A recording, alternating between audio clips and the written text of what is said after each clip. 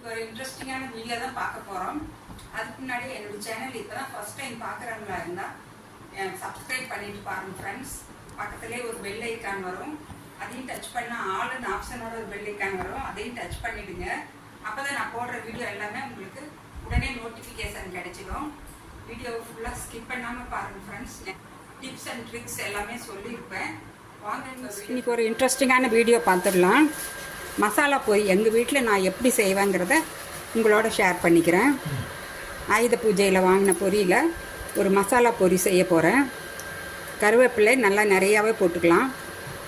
Red chilli எங்கள் தேவைக்கு ஏற்ப ரெட் சில்லி நான் ஒரு 10-12 எடுத்து வச்சுருக்கேன். ஒரு பூண்டு பல் அப்படியே நீங்கள் தோலோடவே நல்லா நச்சு வச்சுக்கோங்க. இதில் எண்ணெய் ஊற்றிக்கலாம். கடலை எண்ணெய் தான் ஊற்றுறேன். நல்லா ஒரு 2 டேபிள் ஸ்பூன் அளவுக்கு ஊற்றியாச்சு. இப்போ எண்ணெய் நல்லா சூடாகிடுச்சு. இன்னும் இந்த பூண்டு பல்ல போட்டுக்கலாம். நல்லா வாசனையாக இருக்கும் வீட்லேயே நம்ம செய்கிறது. நான் இப்போ 2 படி பொரியை போட்டு செய்ய போகிறேன். அளவு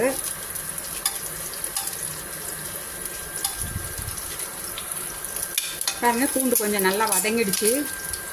இப்போ இந்த கருவேப்பிலை ரெட் சில்லி எல்லாம் போட்டுக்கலாம்.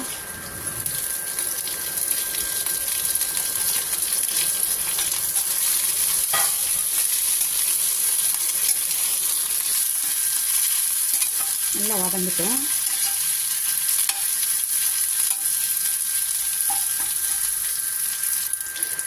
பாருங்கள், நல்லா வதங்கிடுச்சு. பூண்டு நல்லா கலர் மாறிடுச்சு.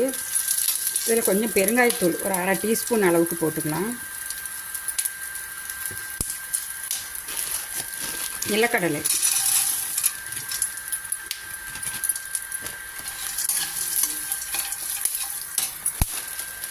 பொட்டுக்கடலை, இதெல்லாம் நான் எங்கே பிரியந்தாங்க எவ்வளோ வேணால் போட்டுக்கலாம். நிலக்கடலை பொட்டுக்கடலை எல்லாம்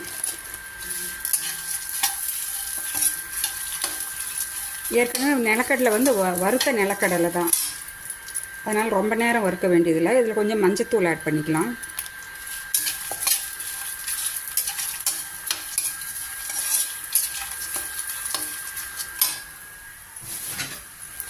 இந்த பொரி ஆட் பண்ணிக்கலாம். 2 படி பொரி.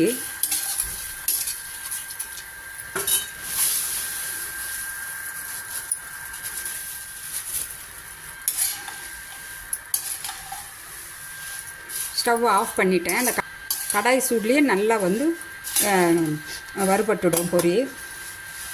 மசாலா பொரி நல்லா இப்போ வாசனை கம்மன்னு இருக்குது.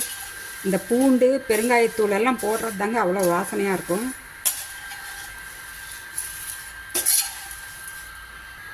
பாருங்க, சூப்பரான மசாலா பொரி ரெடி ஆயிடுச்சு.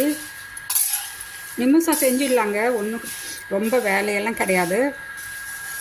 பொரி இருந்ததுன்னா நீங்கள் இது மாதிரி வீட்லேயே செஞ்சு சாப்பிடுங்க. ரொம்ப ஹெல்த்தியாகவும் இருக்கும், ஹைஜீனிக்காகவும் இருக்கும், சூப்பர் டேஸ்ட்டாகவும் இருக்கும். அவ்வளோதான். இது கலந்து விட்டு நல்லா சூடு ஆறுனப்புறம் நல்லா ஒரு ஏர்டைட் கண்டெய்னரில் நீங்கள் போட்டு நல்லா மூடி வச்சுக்கோங்க. நல்லா உங்களுக்கு 1 மாதம்னா கூட நல்லா கிறிஸ்பியாகவே நல்லாயிருக்கும். நல்லா சூடு ஆறுனப்புறம் போடணும். பூண்டெல்லாம் பாருங்கள், இந்த மாதிரி நல்லா தோலோடவே போட்டுக்கலாம். கருவேப்பிலையும் எவ்வளோ வேணால் போட்டுக்கலாம். சூப்பரான மசாலா பொரி வீட்லேயே செஞ்சாச்சு. லைக் பண்ணுங்கள், உங்கள் ஃபீட்பேக்கை கமெண்ட்ஸ் பண்ணுங்கள்.